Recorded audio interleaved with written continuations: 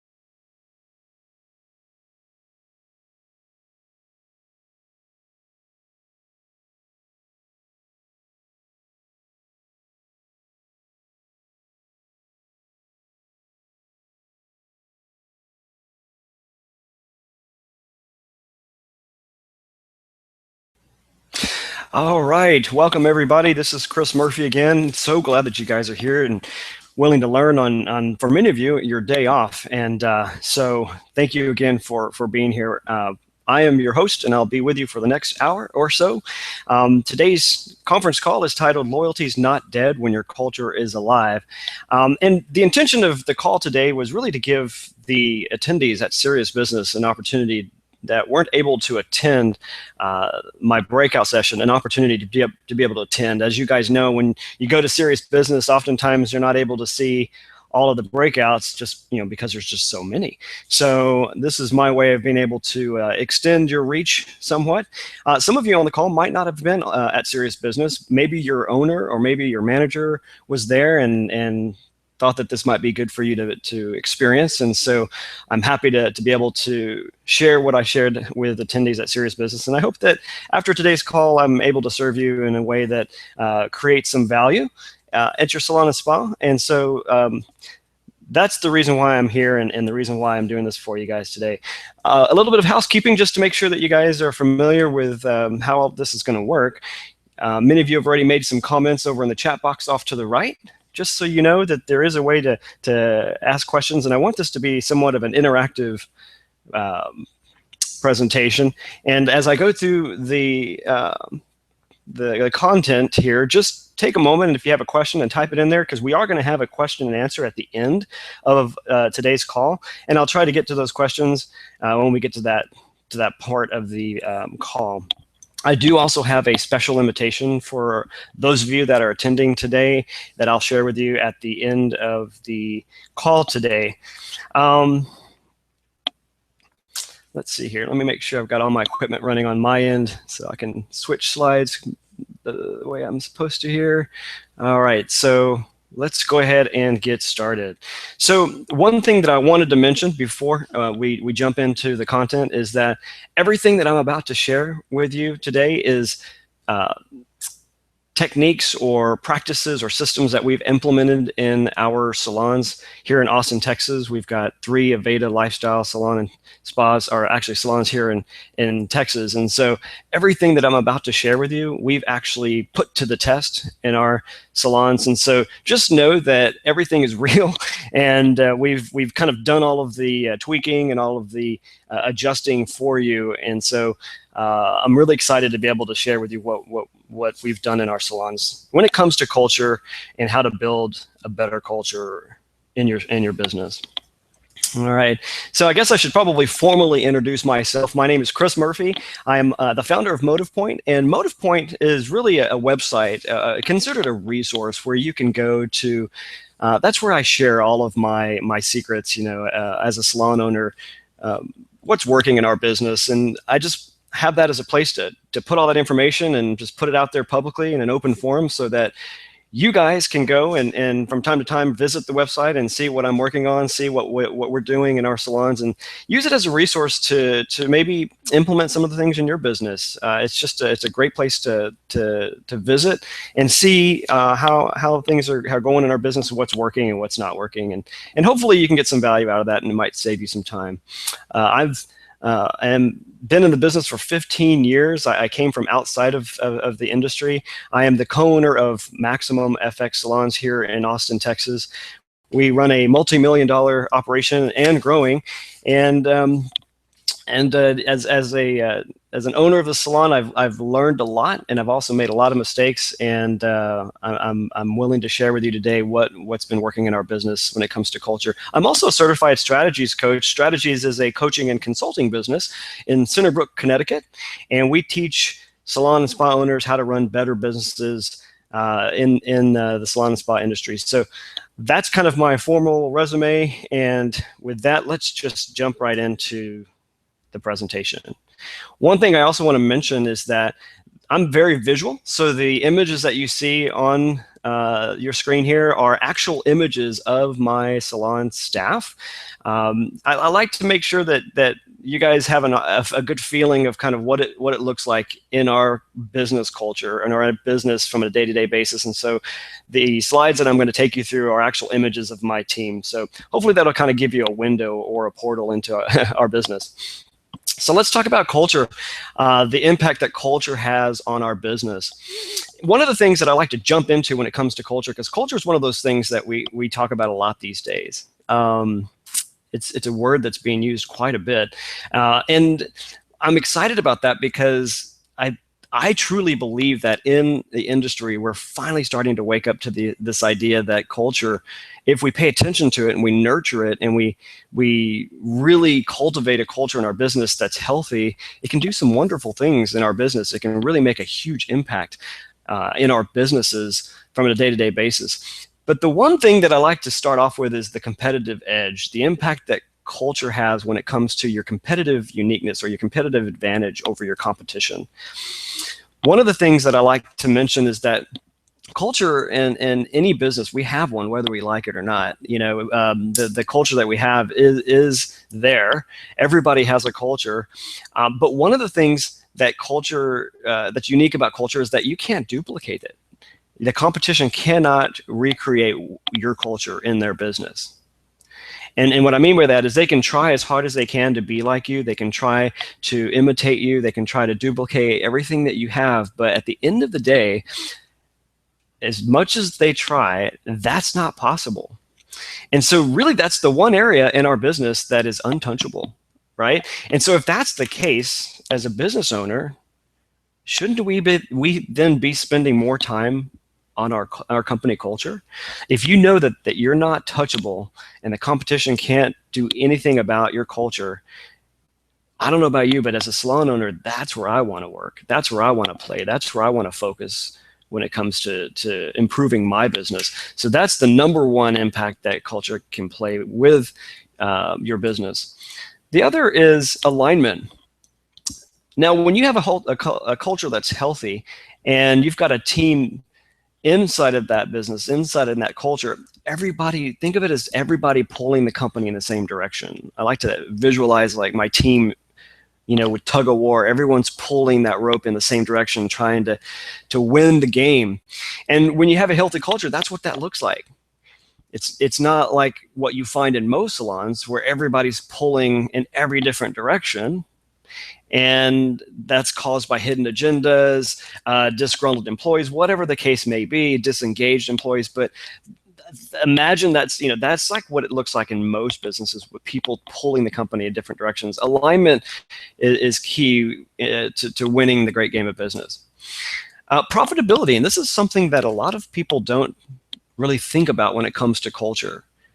It's hard to kind of wrap their heads around the connection between profitability and culture, but in all honesty, culture definitely plays a huge impact when it comes to profitability. And more specifically, think about staff turnover, right? And so for those of you in on this call, the owners on this call, when you think about staff turnover and the damaging effects that it has, with your business, think about the lost revenues when you have turnover, right? You lose team members, and now you're down 2 or 3 team members, and you're losing sales because of that. But then it's costing you because you have to train new team members, and there's a ramp up period, right, during that training time, and that's costing you money as well. I can't think of anything else more damaging to a profit and loss statement than high staff turnover. So when you have a healthy culture, wouldn't you agree, you tend to have less bleeding, less turnover, because you've created a culture or an environment or even a climate where people want to be. And so as a result, you don't have that damaging, that unnecessary expense of replacing team members, training them, all of those things that go along with turnover. So when you have a healthy culture, profitability is immediately affected by that. And then we have speed. And this is something that I like to mention because there's a book that was written called Speed of Trust. And the author of that book was Stephen M. R. Covey. And he writes in there that when you have high trust, which oftentimes accompanies a healthy culture, that you just don't question each other. You don't question what's going on. You just move, and you move quickly. And speed's important because in our industry, things are changing on a daily basis, and you want to be able to move faster than the competition. So when you have a healthy culture, people question less. There's high trust in the environment, and therefore you just move more quickly and you get things done faster. All right. So we talked a little bit about the culture, the impact that culture has, and let's talk a little bit about how a healthy culture, what it looks like, because, and I'm kind of setting the table here as we move through the presentation. I think everybody on the call can agree that you know what a healthy culture feels like, right? You just walk into a business and you feel it. The energy's light, it's airy. Everyone, there's this magnetic energy in the room. Everyone's positive. People are walking around, it's smiling, and it can be any kind of business. Right? You feel it when you walk in. So we know what it feels like, but what does it look like? Again, it goes back to trust. You have a high trust environment. People definitely, working together, don't question things. And so there's a high level of trust. And so, that's important. You also have purpose. Teams that have a healthy culture are purpose driven. And so this is a big one. And I like to spend a little bit of time on this one because what's your purpose as a company? And we're gonna come back to this, but it's easy for us as owners and managers to expect our team members to come to work every day and do their job and do it well. And yes, we do come to work every day, and we do it to obviously get paid so we can pay our bills and we can create a livelihood for ourselves, but we can do that anywhere, right? We can go and get a job pretty much anywhere in any salon and do what we do. But what's the purpose behind that, right? Is your team purpose driven? So I like to use the analogy of Martin Luther King. He didn't go around the country giving speeches saying, I have a statistical goal that I'd like to achieve. No, he went around saying, I have a dream.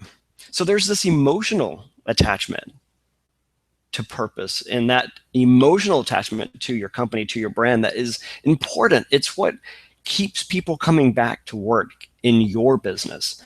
And so we're going to spend a little bit more time about purpose in just a moment. Competitive, and this is a big one. Teams that have a healthy culture are very competitive, but it's competitive in nature with themselves, meaning how do we beat our performance last week, or how do we beat last year's performance? So together, what are we going to do to get even better? How are we going to be our best selves? How are we going to reach our full potential?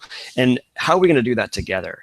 So it's not the hidden agenda kind of competition, right? It's not the invisible daggers flying across the room within the four walls of your business, right?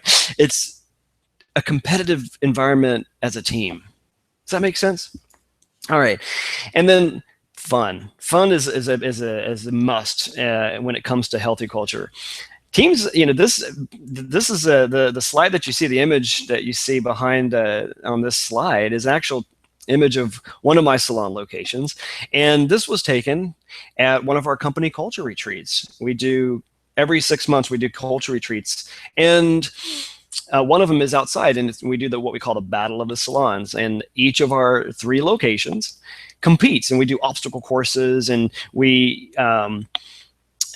we do it once a year. So there's this traveling trophy, and we do it for the purpose, for the ritual of gathering, for the camaraderie, for the team building, and it's fun.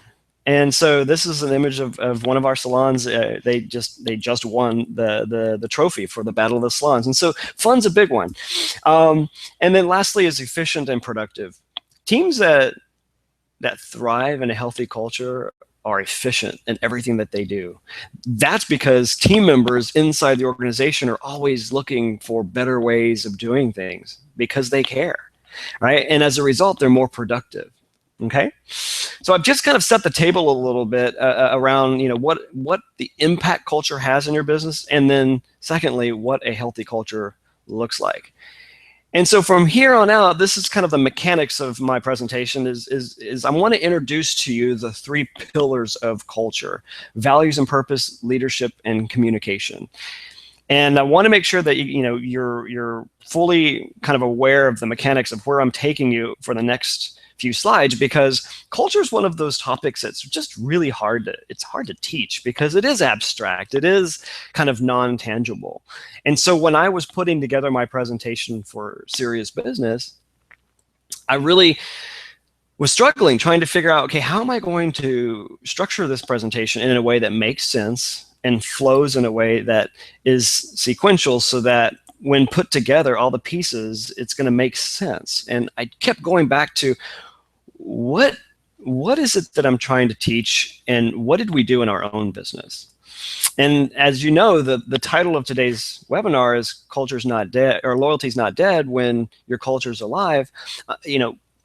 I thought back to the retention piece. The how did we retain 90% of our staff in less than 2 years? What did we do? How did we do that? We knew we did some things differently, but how do you put that into a presentation? And I kept going back to these 3 things right here: values and purpose, leadership, and communication. And what's interesting is the more I kind of started to craft the presentation, I started to realize, you really can't do what we did, the 90% staff retention in less than 2 years, unless you have all 3 of these pieces in place. All 3 have to be in place, because you can't have values and purpose as a company and strong leadership without communication. I mean, you can, but you're not going to achieve that higher level performance that we achieved. You can have strong communication and leadership, but if there are no values and you're not purpose driven, you're going to achieve some results, but they're not going to be the results that you're looking for. Does that make sense? And so as a result, all 3 of these have to be in place. And I'm here to tell you, as a salon owner, that it's not that hard. Really, it wasn't hard at all to do what we did. The hard part was making sure that we had the discipline in place and the follow through to make sure that what we were trying to accomplish came to fruition. And so we're going to start with values and purpose. But before I do that, I want to kind of fill you in on our story as a business. And I'm just going to take you back to, let's go back to like 2005, 2006. And for those of you on today's call, some of you I know and I'm good friends with, and some of you have no idea who I am. And so just to kind of catch you up, I'm one of those left brain leaders, or at least I was one of those left brain leaders. I am to a degree still a left brain kind of leader, where I'm very analytical, very black and white, very results oriented. And I came to this industry, I came from outside this industry. My background is in finance, management, and information systems. And so obviously coming into this business, I was baptized by fire. I learned a lot that first year. But B, I have a completely different perspective from everyone else, really. I think I'm not a practicing stylist, and I have the utmost respect for stylists and service providers in our business, because I'm not quite sure I could do what you guys do.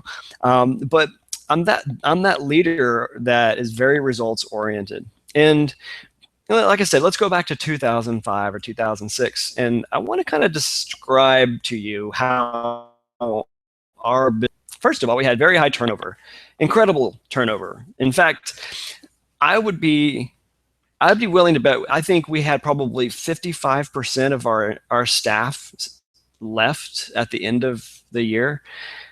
So out of 10 team members, I was lucky if 5 or 6 were still with us, at the end of the year. So we had incredibly high turnover. We had really no systems to speak of, no operational systems. And when I say systems, I don't mean computer systems. I mean systems, how we do things. What's our pre-booking system? What's our system for checking people in, checking people out? What's our system for communicating with clients, communicating with our staff? We had nothing like that. Inconsistency all over the place. We had some.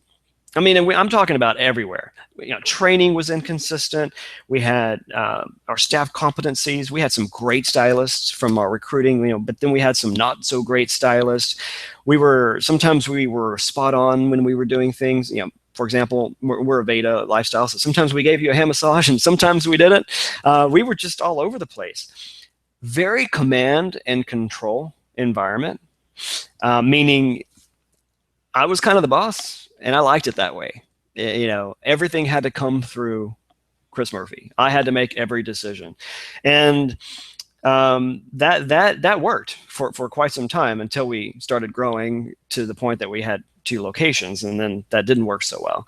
But that command and control was very, very key in our business, and it was one of those things that, yeah, it was just it was very, very, it was good, but and at the time it was also damaging.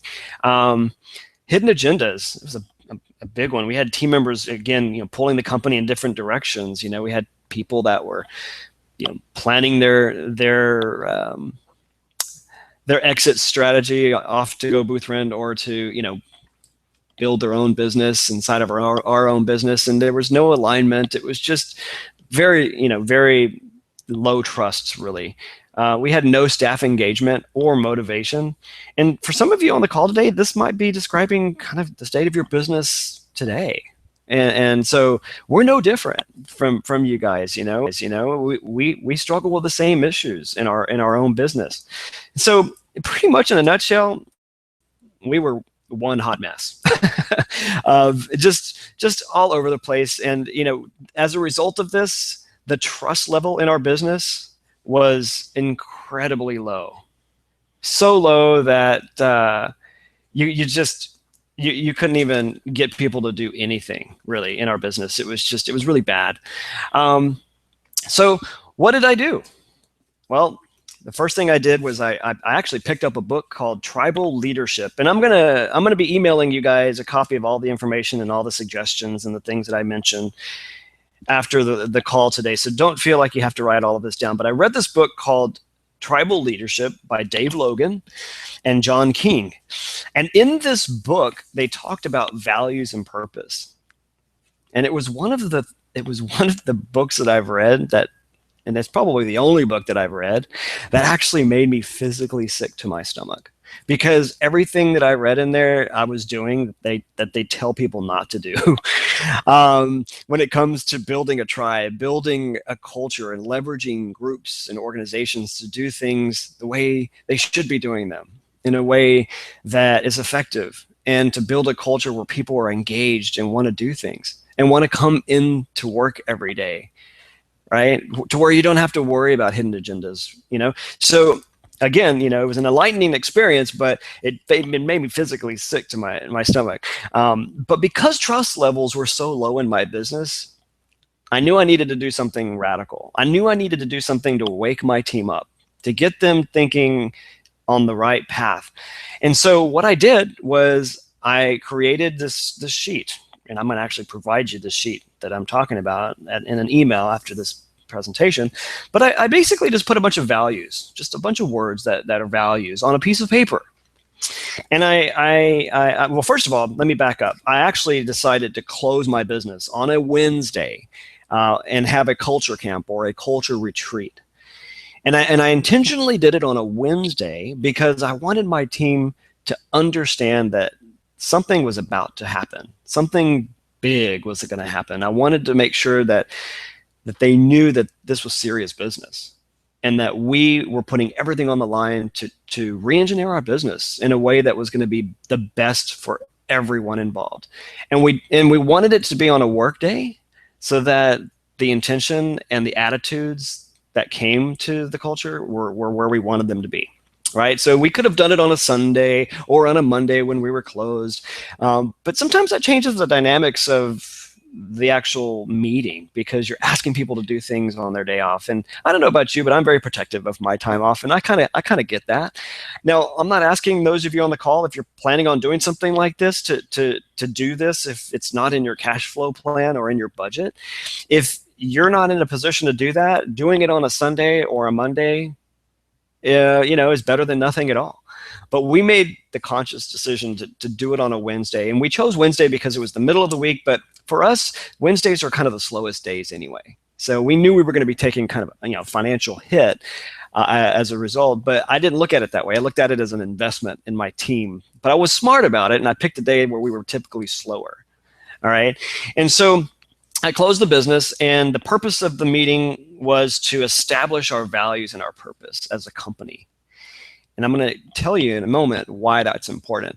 But what I did was I basically created a worksheet that had all these values on it. And I asked my team in the meeting when they got there to take a moment and just really circle. And these are images of the actual meeting. Gosh, that was back in 2006, I think, 2005 or 6. These are actual images of the team putting together the values and the purpose. And what we asked them to do is just circle what values, 10 of them. Pick 10. Don't put a lot of thought into it. Just pick 10 that really stand out and grab your attention, and circle the values that are the most important to you. Is it family? Is it teamwork? Is it financial security? Is it success? What are they? Okay, and don't put a lot of thought into it. And so what we did then is we collected all of those worksheets, and we compiled them, and we counted all the values that were chosen, and we're more interested in the values, like the top 10 that were chosen the most. And the reason we were most interested in those top 10 values is because those were the shared values. Those were the values that connected all of us together as a team. And so the shared values really were the ones that it's kind of the glue that really kind of binds the team together. And as a result, we created our set of core values based on those top 10 shared values that were chosen. And those were learning, trust, teamwork, service, success, fun, flexibility, happiness, relationships, and lastly, creativity. Those became our 10 core values. And then after that, and we could have, guys, we could have spent 2 full days on that right there. After that, we then wanted to make sure that we chose our purpose as a team. And purpose meaning, why do we show up every day? In service of what? We obviously know we have to get paid, right? We got to get a paycheck so we can pay our bills, we can earn a living. But in service of what? Why do we choose to come to Maximum FX? Why do we choose to come here every day? And what is our purpose? And we just went round and round. We came up with, everybody came up with different purposes, and we settled on the one purpose that really we kept coming back to, and that was just making everyone's day, which is kind of the whole Jute, Dave Wagner, make Daymaker. We kept coming back to that, and so that's what we do daily, is make everyone's day. And one thing to mention is that in our culture, we make sure that everyone understands that it's not just making our clients' day, it's about making each other's day, right? So if we've got team members that are running behind because their first client came in late, guess what? Our teammates are there to make their day. We're going to either get their next guest, changed into a color smock, or they're going to power drive for them, so that everyone is working together to make each other's day. One last thing worth mentioning is on the values piece, the 10 core values. What we also did was once we had our 10 core shared values picked out, we wanted to make sure we went deeper than that, and we wanted to actually define each of those values by starting each value definition with the words, we believe. We believe trust is blah, blah, blah. And so what we did is we actually broke up the group, and we had everyone come up with an initial definition of each value, starting with the words we believe. And then we kind of came back as a group, and we put each of those values up on an overhead projector, and we read them off together as a team collectively. And we then tweaked the initial definition. We took out a word and replaced it with another word. We took out this sentence and created a new sentence until everyone was in agreement that, yes, that's what we believe trust is. Yes, that's what we believe teamwork is. So you can see now why we could have easily taken 2, possibly even 3 days to do that. So that's what we did when we establishing our values and purpose, and that was our initial culture retreat. That was the beginning of some amazing things to come, because after that retreat, oh my gosh, for at least 3 months, my team was so connected, flying high. It was amazing.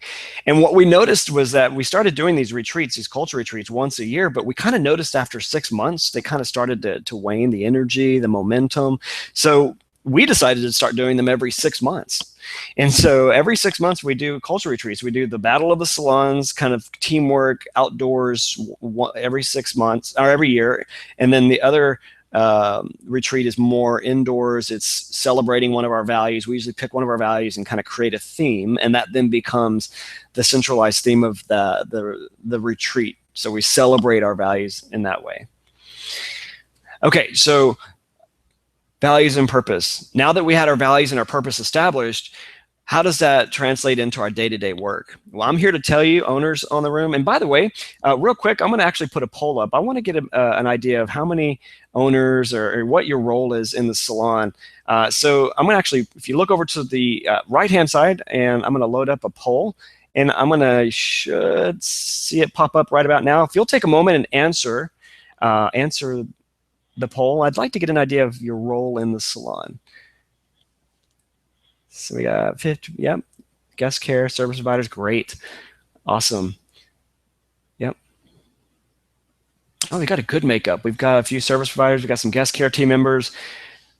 Lots of leadership, managers and owners. Awesome. So, okay, great. So for you owners on the call and you managers on the call, imagine, and really, even service providers, managing each other, holding each other accountable. When you have values and purpose, I'm going to end this poll.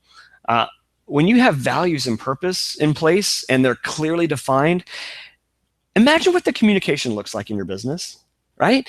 Because then you can have conversations and dialogue when you're working through problems, because you can use your values to work through those problems. I'll give you an example.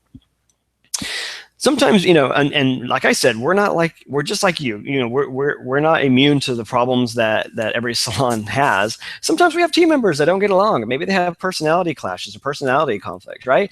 Well, I had an example. I had two team members once that were just not clicking, and you could sense it, you could feel it, you could tell that they just weren't working really well together. I called them into my office and I had my values printed out, and I said, okay guys, I'm noticing that you guys aren't really clicking. Something's not right. You guys normally get along great. You guys usually talk to each other on a daily basis, and I'm sensing that there's some stress here. What values are being compromised? And right away, well, I feel like she's not being a team player because of this, this, this, and this. Well, the other one was like, I feel like I can't trust her because of this, this, this, and this, right? So we have this conversation then that is created or born from the values. And then what's important is that it doesn't get personal, right? It's important to see where the conversation can continue, because it's not a personal attack on one another. It's about how each of the two are compromising our values. And we all can attach to the values, because guess what? We all came up with the values together. That's the reason why establishing your values and your purpose as a team together is important. You, the owner or the managers, cannot come up with the values and have a staff meeting and it's like you're coming down off the mountain like Moses with your tablets. These are our values. No, you can't do that. It doesn't work that way. If you want your team to live the values and to hold each other accountable to the values, you have to do it together. But more importantly, because they do it together, everybody can anchor to the values and the purpose, and you can use those values to manage. I hope this is making sense, but it really does work, and it works very, very well. The second thing is hiring and firing. I'm here to tell you that when you have clearly identified, articulated values and purpose, you can use those values in your hiring methods. We have a whole interview set up, a separate interview in our 5-step interview process to that's a values-based interview. We ask people, what's your definition of teamwork? Give me an example where trust was broken in your previous job, and what did you do to restore trust? How did you build back trust, right? What is your definition of success? You can create an entire interview process around values, and the importance is doing that because you want to attract more people that share your same values, because it really goes back to hiring when it comes to your culture, right? Hiring the right people for your culture to protect your culture. And then when you have to make that tough decision, unfortunately, to let someone go, it's easy when you're not quite sure to run your decision making through your values. Is this person compromising what we stand for? Is this person living our values? And if they're not, or they're constantly compromising your values, then sometimes it makes it very, very easy to know what decision to make. All right. And then lastly is customer service. I mean, we use our values not just internally, but externally as well. I mean, we're all about promoting our values on our website. If you go to our website, which is MaximumFX.com, F as in Frank, X as in X-ray.com, you'll see that on every single page, there is a link to our company values. So it's prominently displayed on our website. When we are working through customer service issues, we let our clients know service is one of our values. We want you leaving our salons loving your hair. If we didn't get it right, we're here to tell you that we're here to make it right, because service is one of our values. So we use it in our daily work to keep those values alive.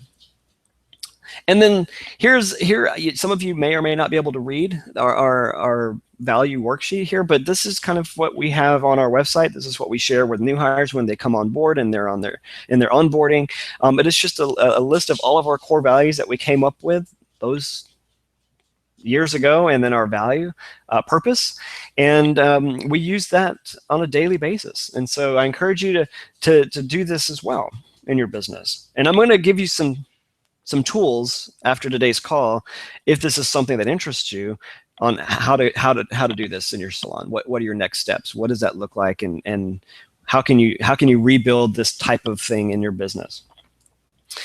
All right, and so in order to do that, you have to I've got here this phone number. If you text the word culture to 501-492-6200, I will then email you our step-by-step guide to hosting your own culture retreat.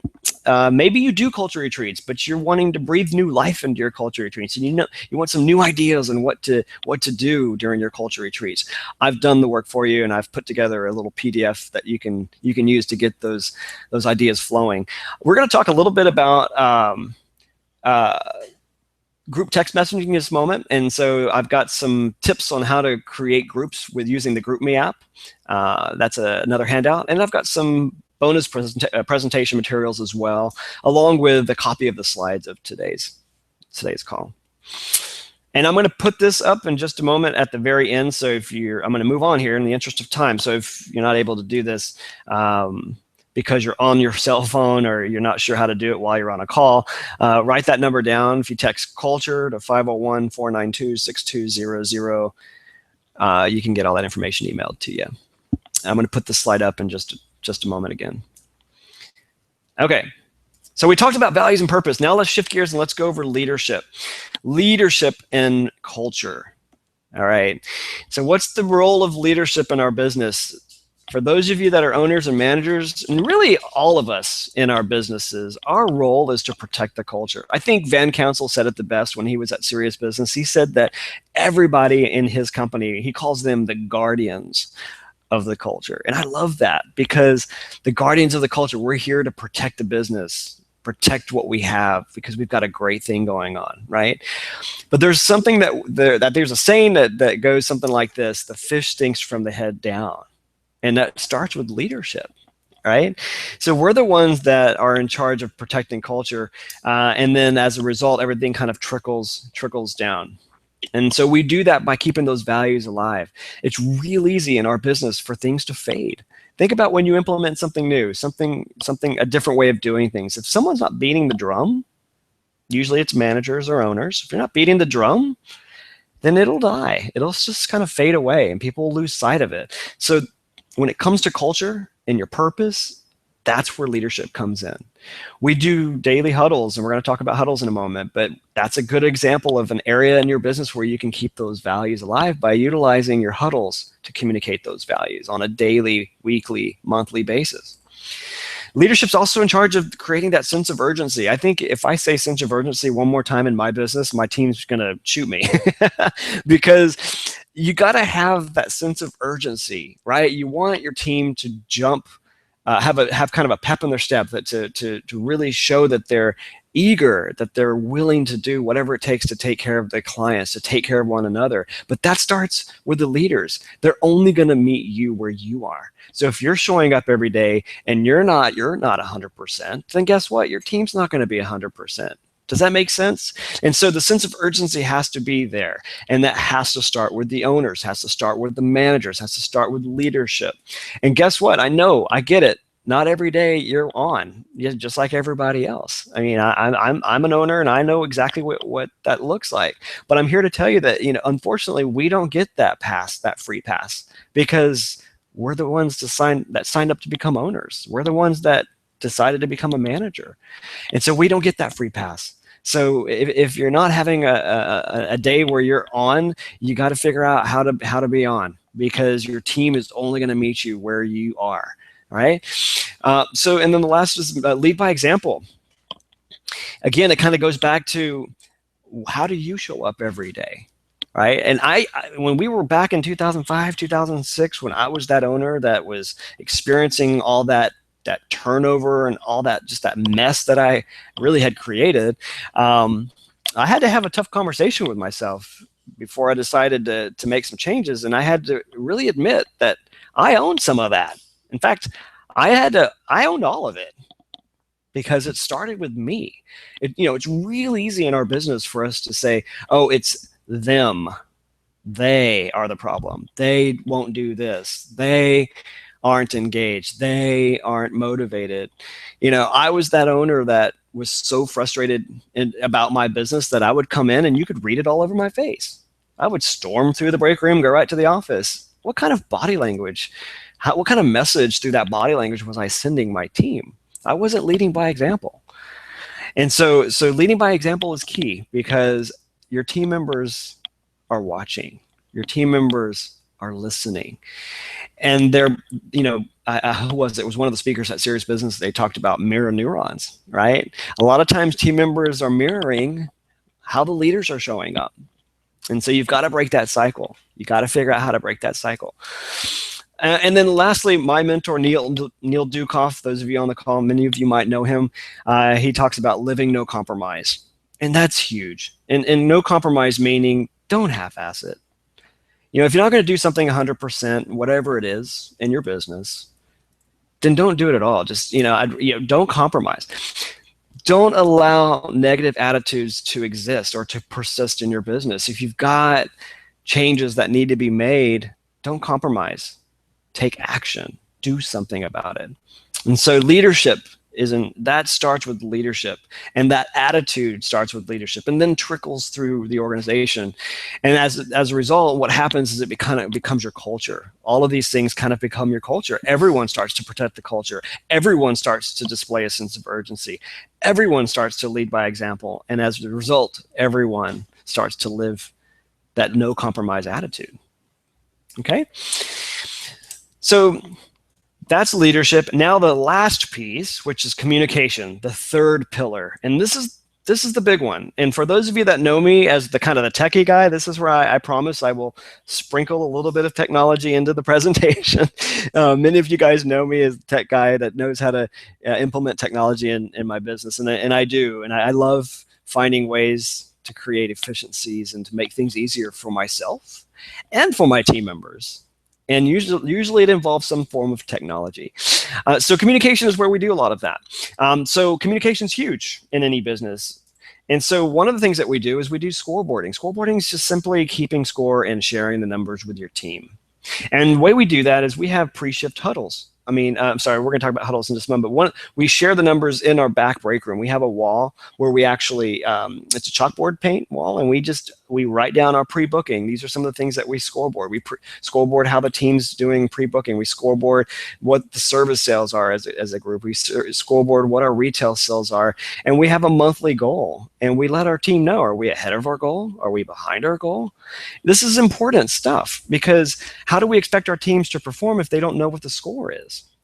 Right? And think about when you go to a basketball game or a football game or any kind of game and you walk in late, what's the first thing you do? You ask who's winning or what's the score, right? It's no different in our business.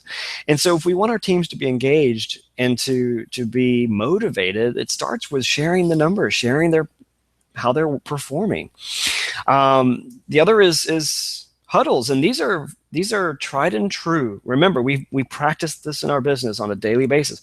Huddles, that's another form of communication.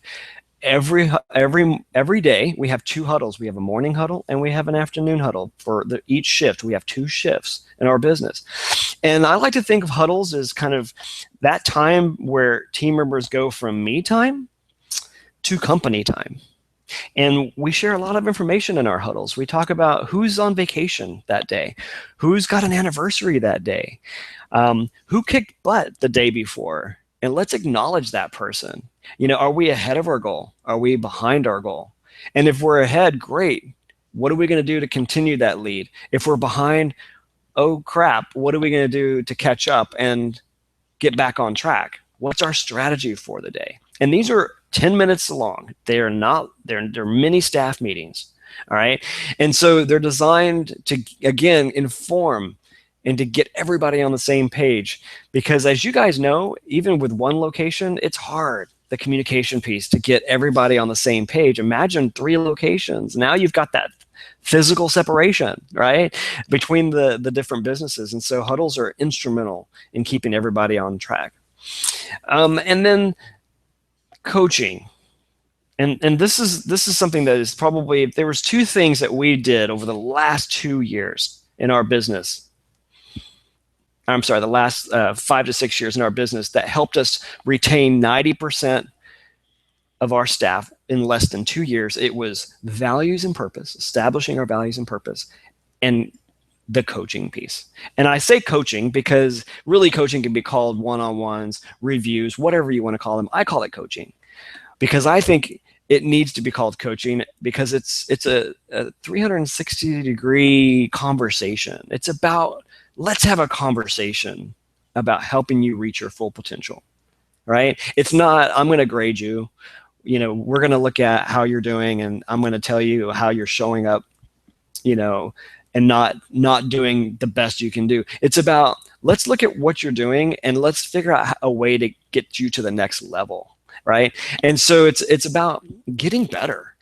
And here's the thing, I get it. For those of you that are responsible for for coaching or one-on-ones, it's hard because they take a lot of energy. I know because I'm an owner. And that's the reason why we don't do them, because they're draining, right? And so here's the thing. I think the number one mistake is that owners and managers feel like they have to do all the work when it comes to reviews. Oh, that's just one more thing I got to do. I got to put together all this stuff and be prepared for the one-on-ones. No, it's a conversation. Make them bring the agenda. Make the team members show up with 3 bullet points of what they want to talk about. And if you're not in the habit of doing coaching or one-on-ones, don't be surprised if the first few have nothing to do with the numbers or their job. If you've got low trust in your business, your first order of business is going to be to build that trust and create a safe place for that conversation and dialogue to occur. And a lot of times we do that by having a conversation, by opening it up and saying, how are you doing? What's going on today? What can I do to help you in your role in this company? And then see where the conversation goes. The most important thing is establishing time for your staff. Just scheduling it out and making that commitment will send such a strong message. It sends a message that you care enough about them that you're going to give them your undivided attention for a minimum of 30 minutes every month. And just doing that alone will build trust. Okay? And so we schedule 30 minutes in our business for every team member every month. And no, I don't do all of the one-on-ones, and I will show you how we do it. I mean, this is just a really quick and dirty. It doesn't have to be complicated, you guys. I review my team leads and my managers, and then from there, they then meet on a monthly basis with the team. And we usually allocate 8 to 10 team members per team lead or manager. And then if it becomes any more than that, then we usually recruit and interview and bring on a team lead to share that responsibility. But for the purposes of today, this is just a really quick diagram. It doesn't have to be complicated, but you just have to, put the meetings on the schedule and actually commit to them. And if you have to reschedule, then we allow that in our business, but we also make sure that they get rescheduled within a week. They have to get done within a week. Otherwise, it breaks trust in the business. I'm going to move a little bit more quickly here because I know we're running out of time. Communication, again, going back to technology, the 3 weapons. These are your most powerful weapons that you can possibly use in your business with technology: smartphone, tablet, and desktop. These are just a few applications that we use in our business. I'm not here to promote or sell any of these. I'm just sharing what we use. The 3 big ones that we use in our business is Evernote. Evernote is a note-taking application that uses that cloud, kind of everything's stored in one place. So we try to be as paperless as possible in our business, and we store everything. We try to scan everything and digitize it and put it in the cloud, and then we give access to that in the form of notebooks. We give team members access to different notebooks where we store information. And so with a multi-location business, that's become huge for us to be able to continue that constant communication, and then making sure that everybody's working from the same place and it's not multiple copies of stuff everywhere. We have our entire training notebook. We've got all of our training material in there, and we share that one notebook with everybody that's in training in the company. And as a result, everyone's working from the same workbook. We use GroupMe, which is a group messaging app, which is fantastic. It's free to use. And one of the things that I notice a lot when it comes to group texting is, most salons don't use it. We found a long time ago that more of our team members check text messages than they do email. And so we have a high trust environment where we actually encourage our team members to use their smartphones while they're working. Not necessarily on the floor, but in between appointments, or if they're on their lunch break, we encourage them, and that's how we communicate with them. If you can't beat them, you got to join them, right? And we have found that because we have a high trust in our organization, and that's a privilege in our business, that we don't have anyone violating or breaking trust when it comes to that privilege. And if they are, the team normally self-corrects itself and has a conversation like, hey, don't be checking Facebook all the time whenever you should be working, sort of thing. But we do use group texting, and we utilize it on a daily basis. But the other thing that I noticed is that if a team or a salon is using group messaging, they're only using it as one big group. They text everything to the entire salon. We have probably 15 different groups that we use. We have one for the educators. We have one for each location. We have a group for the team leads. We have a group set up for just the salon directors. We have a group set up for the entire company. You see where I'm going with this? And so as a result, communicating to each of those different channels, the information that's relevant to each of those channels eliminates a lot of the noise. And so you don't have a lot of redundancy, and you don't have your phone blowing up. You only receive information if you're a member of that group. So group messaging is huge. And I've included a list of all of the groups that we use in a PDF file format. If you texted that number earlier to that number, culture to the number. We use SalonBiz in our business. SalonBiz has a app that we use. Where we actually give access to all of our team members so they can see their productivity numbers, and they can see the performance of their team and of themselves. Slack is another communication tool that we use, which is really at the leadership level. So again, I'm not here to promote all these, but more importantly, to tell you that there are tools out there that are free that can really help you clear up a lot of communication breakdowns in your business. One last thing on communication, the SalonBiz app. I want to go back to that. I don't know what all of you guys are using, but a lot of salon applications or point of sale applications will have some sort of mobile app where you can track individual performance. If not, I believe there was a vendor at Serious Business called Zizor or something like that, where you can actually use Zizor to track individual performance and location performance. I love, as an owner, to just randomly pick team members regardless of wherever they are. I love just picking where they are and looking at their numbers, and I find someone who's really excelling. Maybe they're killing it on retail that day, or maybe their pre-booking percentage is really, really high. I may not even be in the building, and oftentimes I'm not. I might be working from home, but I love to go and spotlight and send a direct message to that team member through GroupMe, because you can send direct messages to team members. and let them know, hey, I noticed that your pre-booking percentage is amazing today. Whatever you're doing, keep it up. Imagine receiving a text message from the owner of the business that's not even in the building, who's acknowledging your performance. Do you think they're going to have a pep in their step? Do you think they're going to continue on with that day, doing everything they can to maintain that performance? Absolutely. They do it for weeks because someone's paying attention. Someone's acknowledging their work, and that's really what they want. They want to know that someone's paying attention to the work that they're doing. And that's what technology can do for you. It can create trust in your organization faster than you can imagine. All right, so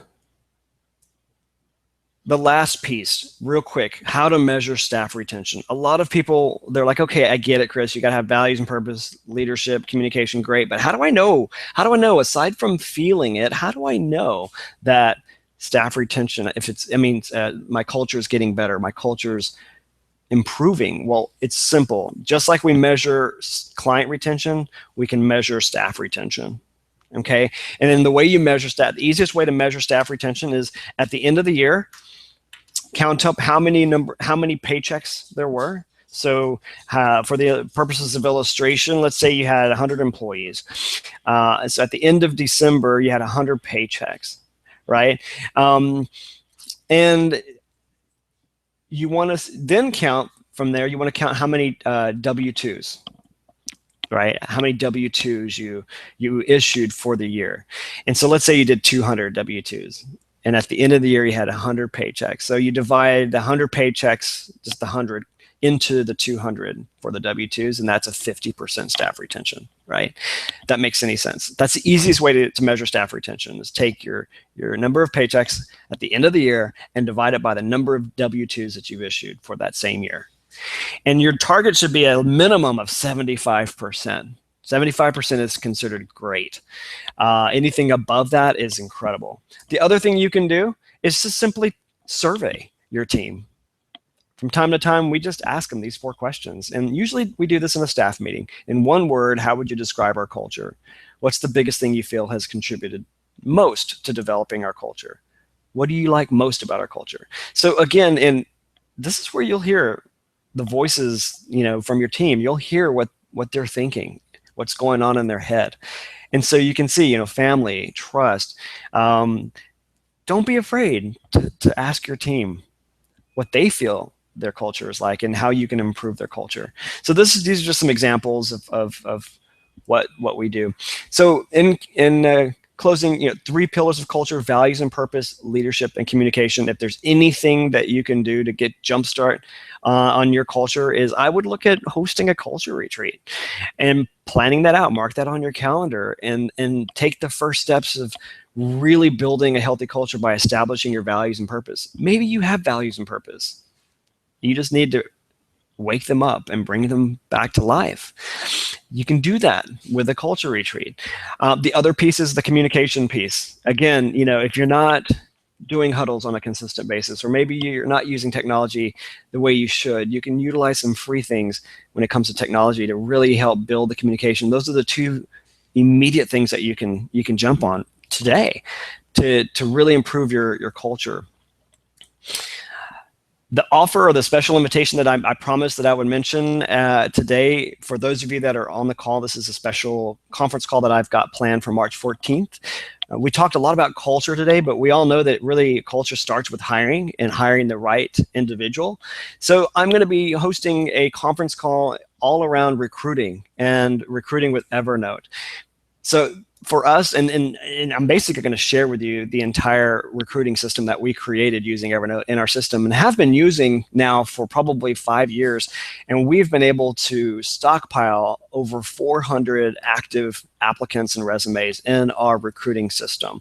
So for you, if you're struggling to get applications from stylists or service providers, or maybe you have friction, maybe everything kind of goes through the owner and you're the owner that's behind the chair and you just don't have the time, maybe you can't manage, maybe you do get a lot of resumes, but you just don't have a system to manage the volume. And so you have all this activity kind of falling through the cracks. And maybe you were like us. We just had crap everywhere. We had resumes that people dropped off at the front desk. We had resumes in people's inboxes. We had stuff everywhere. And we had no system for scaling our recruiting to the size that we've been able to scale it today. And then lastly, if you've got multiple people in your organization that's in charge of recruiting and interviewing, what does that look like? How do you coordinate all of that?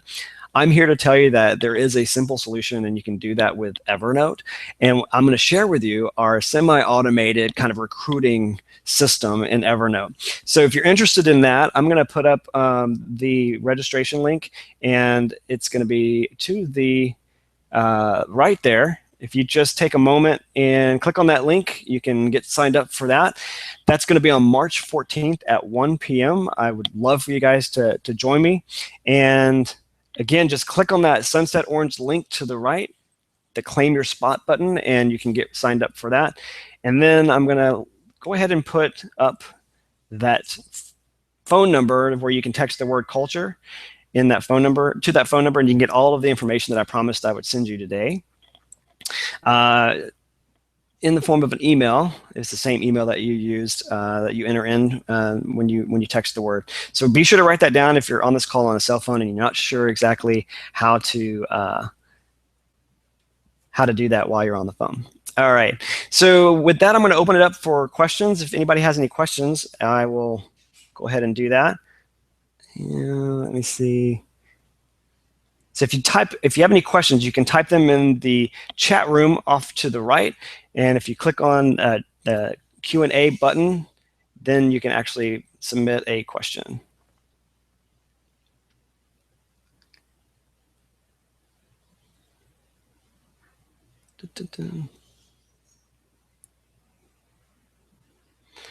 Any questions?